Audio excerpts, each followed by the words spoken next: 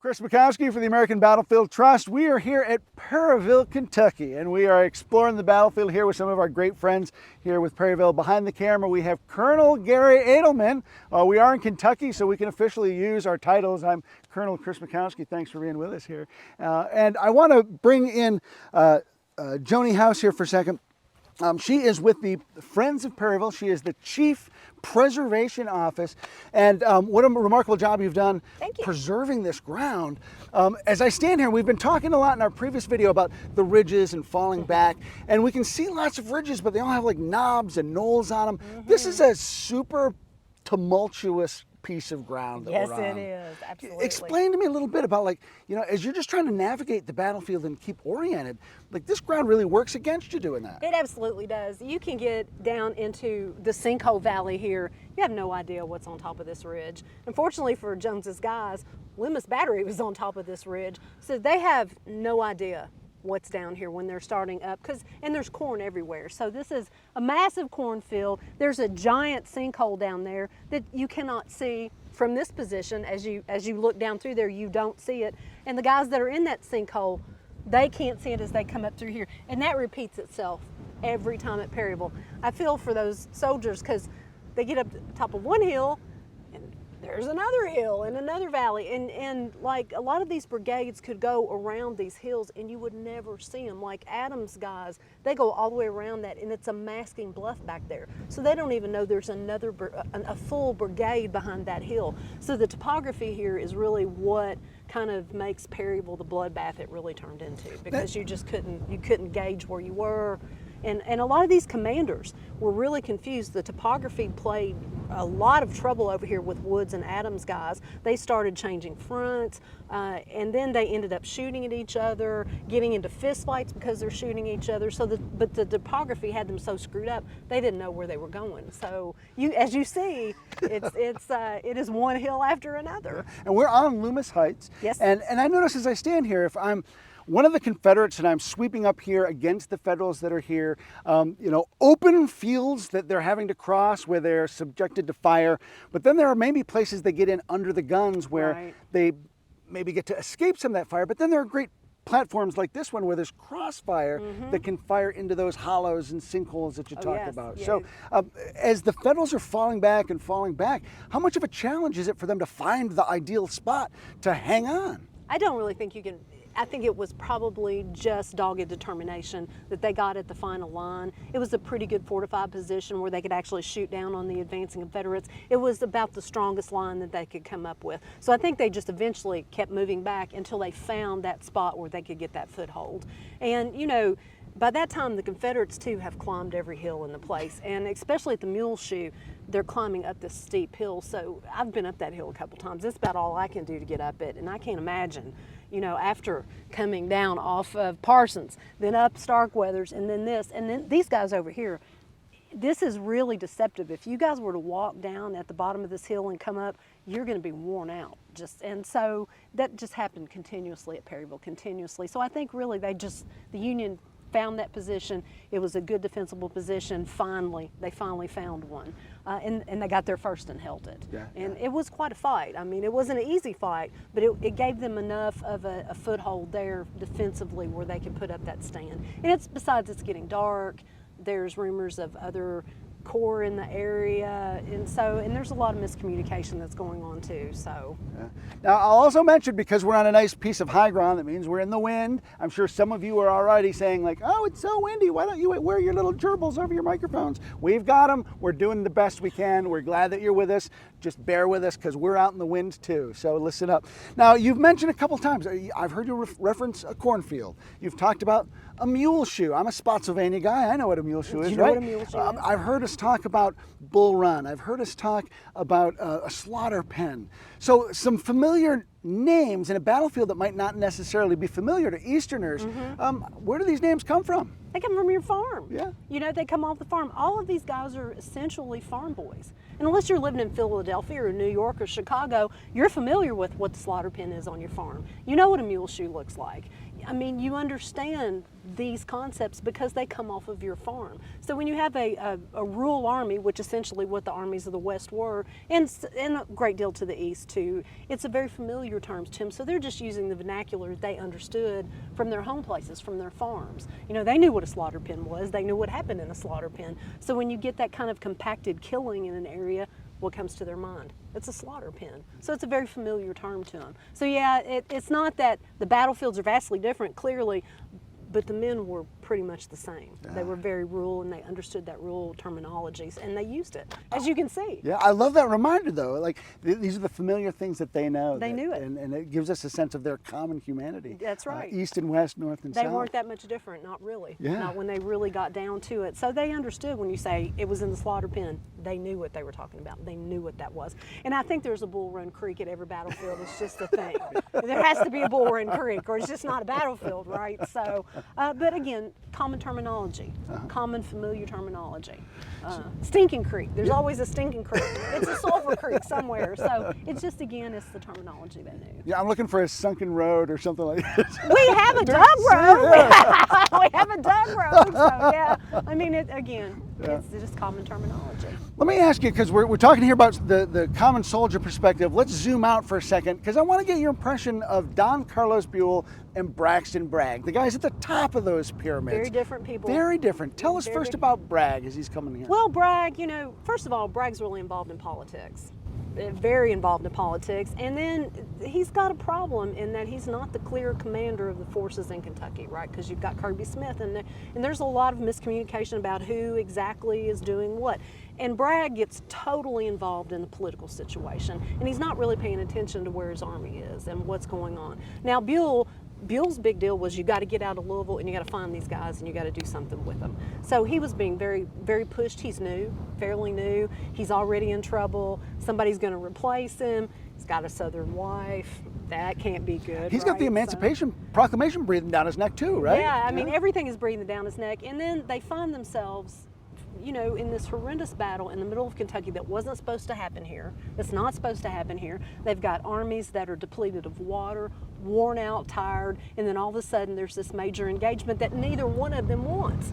And so they're not really very prepared for it. Now, their leadership qualities, most of you guys are Civil War guys, so you already know what their leadership qualities are, and it really showed that there wasn't a great deal of leadership qualities here, and a lot of distraction. The politics, and that distracted Bragg badly. And so by the time they really turned their attention to the field, the fight's just about over, and what has happened has happened. And then, of course, Bragg realizes, oh crap, there's Yankees everywhere, right? So I gotta go. I gotta get out of here, and that's basically what happened. He just left the field. And for much of that, Buell's like, I don't hear any Confederates anywhere. You don't hear them. He's in that acoustic shadow. He's at the Dorsey house and he hears nothing. He's starting to see dispatches come in, and he's like, I told him not to get into an engagement. What is going on? And it's just confusion. And instead of coming over here and having a look, you know, he's hanging out at there's good bourbon in Kentucky. He's hanging out over at the Dorsey house, having him some bourbon and going, well, there might be a problem on my right flank, don't know. But so the leadership qualities that weren't great are even worse here. And it's just, I think nobody was really ready to have this engagement, but it happened. Yeah. And I think it's important for folks to realize, like, people know about Braxton Bragg's command problems as the war continues, and we can look at all the issues at Chickamauga and at Stones River, then Chickamauga, and eventually to Chattanooga. But like, you really have to come here to Perryville to see how he manages or mismanages his army. This is where it all starts. Yeah, he's paying no attention, right? He's got Cheatham and Polk, and they're fighting the battle. And he shows up, it's like, oh, okay, we got a problem here. So there's just not that ability to have decisive command was not exercised here. And I think that's why Perryville is so tumultuous. And I think people don't understand how bloody and fierce this was in a compact amount of time. You know, these armies fought to the death on these grounds, and their leadership was pretty much absent. Other than their corps commanders. And so and it's early in the war. Yeah. You know, they're not experienced at fighting these battles, and Perryville shows that Yeah. in a terrible way. So I don't think too much of either one of them, frankly. There's a lot to armchair quarterback There's there. a lot there. You know? And it's easy for us from our perch sure. 162 years later to criticize these guys and what they do. Better for you to come here, walk this ground, see what's going on, how they get involved or don't get involved, and understand rather than necessarily armchair quarterback some of these folks. Oh, it's easy to do that with Isn't these it? guys. But once you get here and you start to see the confusion, you start to see the land, you go, oh, okay, maybe I wouldn't have done such a great job either. And it's really early in the war, and they're not used to these big campaigns and moving all this men and supplies, and you know, they're in hostile territory for both of them. Yeah. So Kentucky's a little different that way, right? We like Kentucky, Yeah, you know, so they're not getting all of the support they think they need from the population either, which is not helping. Right.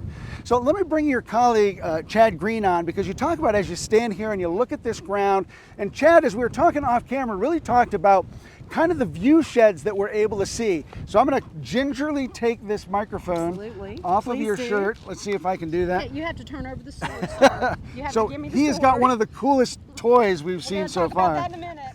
If I can get it away from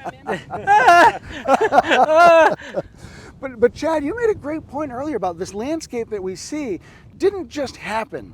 There's been a lot of work done to restore this battlefield, to reclaim, conserve it. Tell us a little bit about that. Oh, I mean, where do I start? Hours of using your hands and multiple volunteers. Probably 26 barns, literally miles of fences that we've taken out. It's monumental. What you see in today is not what you would have saw probably at least 10 years ago. And all, you know, you guys have helped a whole great deal. All the volunteers of the Friends groups have helped a great deal. Telephone poles have been removed. I could go on and on about the preservation efforts that go here to make it look like it's a battlefield so you can interpret it.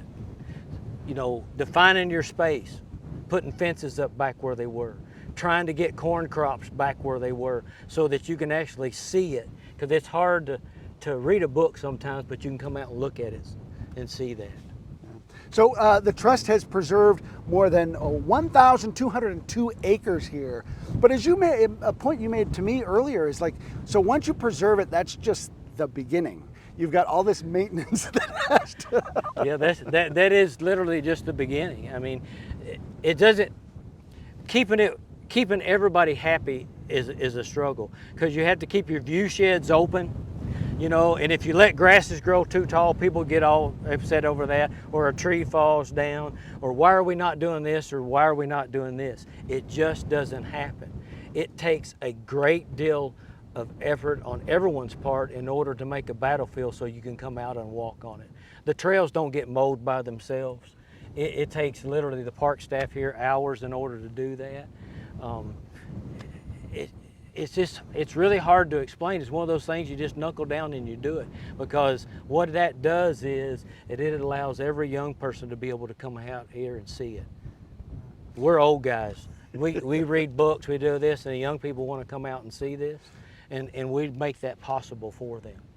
And the state of Kentucky has been super gracious in their support of battlefield preservation, but really it comes down to the support of folks just like you who want to be out here, who want to make sure that this is here for those young people and those next generations. So thanks for the work that you've done to help preserve all this. Now you've got a super cool toy that was probably on this ground. So we're going to have Joni come in, and we're going to bring back our great friend Steve Zahn. I'm going to do some acrobatics with my microphone so we can get Garry Adelman back out here. But tell us a little bit about this sword. So this is an I'll just hold it. This is an 1832 pattern light artillery sword, and it probably belonged to this gentleman, Jeremiah Cunder. And he was in Loomis's battery, who fought right here. So I think probably this may be the first time in its history that it's been back at this site. Now the great story about the 1st Michigan Artillery, when they were in their militia uniforms, which this is probably a militia uniform, his picture's taken in. They had these swords, and they were in a 10-penny hall in Chicago right after they got enlisted. And apparently they got into a disagreement with the owner, and they whipped out these light artillery swords and began bashing heads at the bowling alley with them. So, but as far as I know, this is the first time that this artifact has been back to probably what was its first engagement in the Civil War, and that's the fellow who owned it. And we want to thank the city of Perryville for loaning us this great artifact to bring out here today. So, super cool. Whoa, I was coming in for this, but let me just say, hold on for another second now. Sorry, I'm going to put on my sarcastic voice here. When you have your own collection and the state entrusts you to take an artifact out, you can choose to wear gloves or not. It is up to you, okay? Correct. And I think he's in the Gettysburg movie. He's been a long-time reenactor. He knows how to hold a sword, and I think it's evident in what we see right here. Guys, while I have you, for anybody, you know, what is it? Why is it cool to bring something out here for the first time since it was here during the battle? Why should somebody find that cool? Oh, you're holding history. Yeah. Literally, you're holding history. To me, I think about the man that owned this and what he must have went through on this hill and all of it. So just to me, it's just that it's just a piece of living history. It's right here in front of you. So that's what it means to me, sir. Yeah, no, ditto. I mean, Ditto. Yeah. It's amazing to see this face and think, wow, this young man was standing right here. Right here. And we're in the room where it happened with the thing that was there with it and his died. picture. And his This picture. experience right here, he remembered till the day he died. Guys. Yeah. Oh, I'm sure he did. Yeah. Absolutely. One thing he couldn't have imagined is that people would be out here with a portable studio where you could make moving pictures and show you his picture imagine? and Can talk you about it. I imagine? could just imagine. Look, And then Mama, he's- what they're talking about And then he's now. probably like, thanks for bringing up the pool hall. Yeah, the thing." pool hall. Yeah. Hey, I'm from Chicago. I'm kind of proud of that story there. So yeah, but that, Jesus, you busted him out. I did bust him out, but that, I mean, it's just that is a cool artifact, and It is. it's beautifully preserved. So we want to thank the city of Perryville for letting us do Yes. that. Good. Absolutely. Good. Perryville, the state. All right, guys, you off. I'll keep Joni here. Okay. We got to talk about the battle a little bit more because you were talking about this with Chris. And by the way, you're with the American Battlefield Trust. We're on the Perryville battlefield. We've already shot another video. We hope you've watched that one before this one. And we're sort of talking about part 2 of the battle. At part 1, we sort of talked about Parsons Ridge or Open Knob, and we talked about some of those initial attacks towards Starkweather Hill and the high water mark. But now we're talking about a whole different attack with Jones's brigade and Bushrod Johnson, great first name, Right. brigade. I've got another name to ask you about. And we've got, Patrick Claiborne. I think a lot of people have heard about him. And then Oh, you've got yeah. Adams Brigade out beyond the Bottom House over there. You might be able to catch a little look of Samuel P. Squire Bottom's house over there. Now, Joni, first of all, is this dude British royalty? What's going on with this Squire Bottom thing? Is that his name? Well, no, but if you were a yeoman farmer and you had a little bit of property, it was most appropriate in the South to call you squire. So I guess it just came down from the English, and it sounds cool, so why not? But that's a pretty common thing. In Kentucky, you'll hear squire or esquire. Right. You'll hear Cool. that quite often. So Good. no, he's just he's a middling farmer.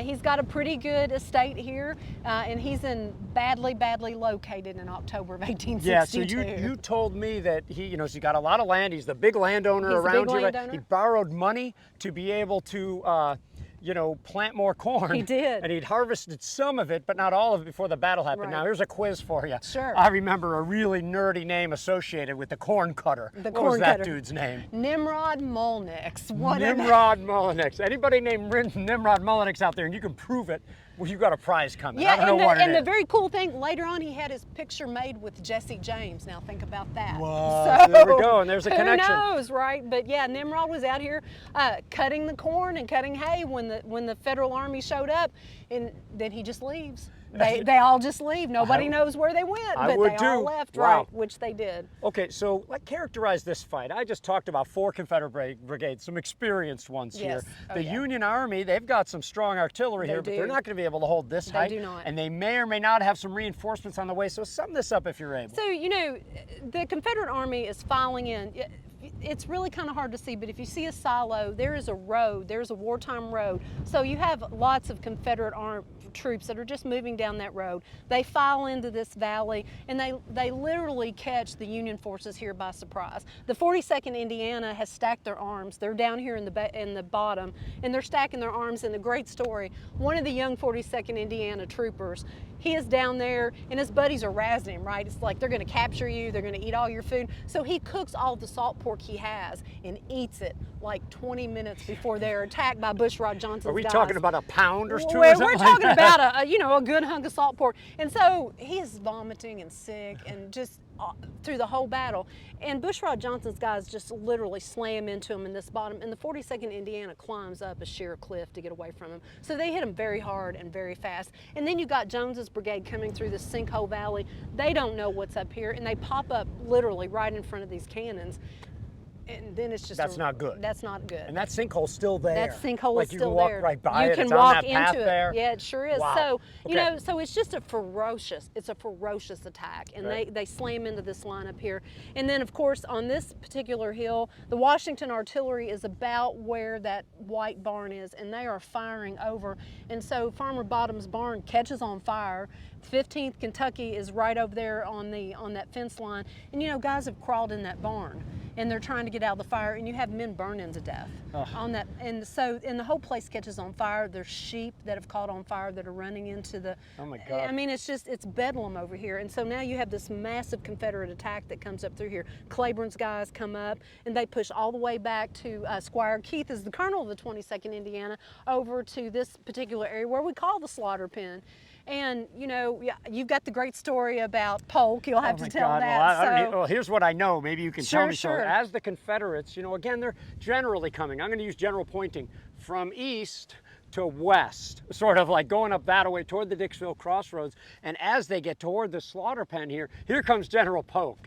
Polk shows up at the time. He's a bigger dude. He's going to later, a couple years later, man, literally be cut in half by a well-placed artillery shot on Pine Mountain. That's marked by place, also preserved by the American Battlefield Trust there. But Polk at this time, everything's dirty, everything's chaos. He ends up somehow behind the Union line. Doesn't realize it right away. Nobody else does. Then he does realize it, and quickly thinking, he starts barking out orders and questioning the Union soldiers who were there, who start listening to him and then say, hey, wait, who are you? And Polk has to make a hasty escape, and that's the only way he got away. Did I get it close? That's exactly right. And he right. literally comes back over here and says, every mother's son of them are Yankees. And so the 22nd Indiana literally takes the worst casualties of the battle right there. I mean, they took something like 60% casualties in that regiment. And I think we just missed an opportunity. If Chad would have been here with that sword saying, everyone, mother, son of them is Yankees. Yankees, that would have been great. Even though it's a Yankee sword he's holding, that's okay. That's true, that's true. Okay. Well, it's 1832 sword, so. Right. So now at this point, you referenced in the other video that they're like Gooding and Steedman might be on the way here. Why are they on the way here? Did somebody finally, was Buell or someone alerted? I believe at this particular point, the Union upper command has figured out, well, we got a problem out there with First Corps. We've got to figure this out. And Gilbert can see, his corps can see it, right? I mean, they're sitting right over there, and they can start to see it. And you've got guys like Sheridan going, what are we doing? Let's start pushing. So by that time, the command had spread the word. And so you got Gilbert and Steedman starting to finally move up, going, maybe we ought to go check out McCook's corps and find out what's going on. And then, of course, at that time, you can probably start to hear it a little bit better because the battle has moved closer to where they are.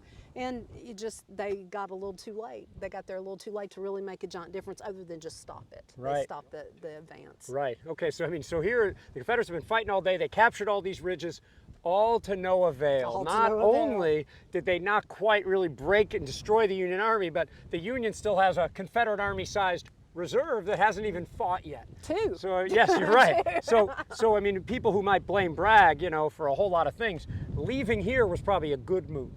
I would no doubt, because he finds out that night, you have two full corps that have not been engaged. Your supplies are in your rear. This is a problem. Yes. And I will have to say that John Hunt Morgan really fed Bragg a line about how many Kentuckians would just fall into service and welcome him in. That didn't happen. They raised about 9 regiments of cavalry. But Kentucky was like, maybe not. So, he's got to think about, I've got to keep my army intact. I need to get out of here, and this is not going to be good in the morning. Yeah. So I understand why he left. Yeah. I absolutely understand why he left. And it really is the story of the Confederacy. It's going to happen to Bragg again at Stones River, where he basically wins the battle but can't do any more, and then he leaves first. How many times did the Confederates break through a line during the Civil War just without enough people to follow it up? Because, man, being an invading force and being the attacker, that's not easy, especially when you're the consistently outnumbered foe. People always ask me, who won the Battle of Perryville? Well, that's a little hard to talk about. You have to start explaining about winning a battle. and holding the field, and the Confederates could not do it. Well, I want to move on to something else real quick, because by my calculation, I mean, this place shouldn't be a well-kept secret. You see it's beautiful here. There's walking trails everywhere. The place is well preserved. It's important to the Civil War. And if you took the Battle of Kennesaw Mountain and the Battle of Bryce's Crossroads and add another 1,000, it's still not as costly as this one. It's costlier than Peachtree Creek, than the Battle of Atlanta, than the Battle of South Mountain and the Battle of Bull Run. I mean, this is a real deal fight. And people overshadowed by Antietam, like, you know, the fact that, yeah, you know, that it didn't result in the Emancipation Proclamation or something like that. But every one of these, I don't know your number, 7,900 or however many killed here, killed, wounded, captured, and missing here. This was a horror show after the battle, right? Every barn, every house. It was awful. Perryville, it spread out. The casualties spread out to Louisville, to Indiana. Wow. Every structure was here, and you know, there was just so much carnage. The farmers' hogs got loose and started eating the bodies, and you know, nobody would buy hog meat from Perryville for years afterwards. The trees were riddled, so your lumber was gone. I mean, it was just horrific. There was no water. There was a massive drought, and then like a week later, it's snowing on these guys. So, and then there's no ambulance service, there's no medical service. You know, and the people of Perryville, there was, you know, 400 of them, and they're trying to take care of all these people, and it was a mess. It was a horrific mess after the battle, and the landscape stayed scarred for years after it. I mean, we still find stuff. You know, I can't get past that. We still find stuff in the ground. And we know, I mean, the numbers don't add up. If you take the number of killed and the number who have known to be buried, I mean, there are remains. Battlefields are cemeteries. They still are. This is a cemetery. And it is a cemetery. It absolutely is. You know, what I try to talk about with people is the respect these places garner. This is hallowed ground.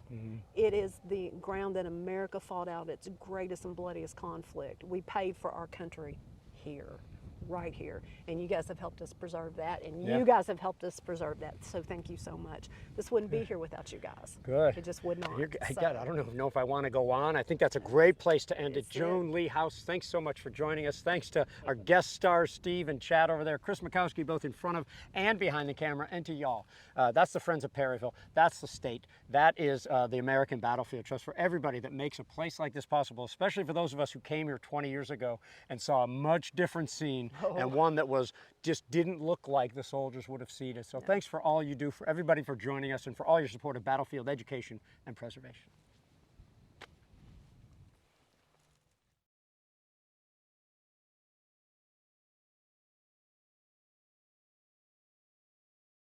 Hello, this is Trace Atkins. To stay up to date on all the latest and coolest videos, please subscribe to the Trust's YouTube channel. Preserve, educate, inspire.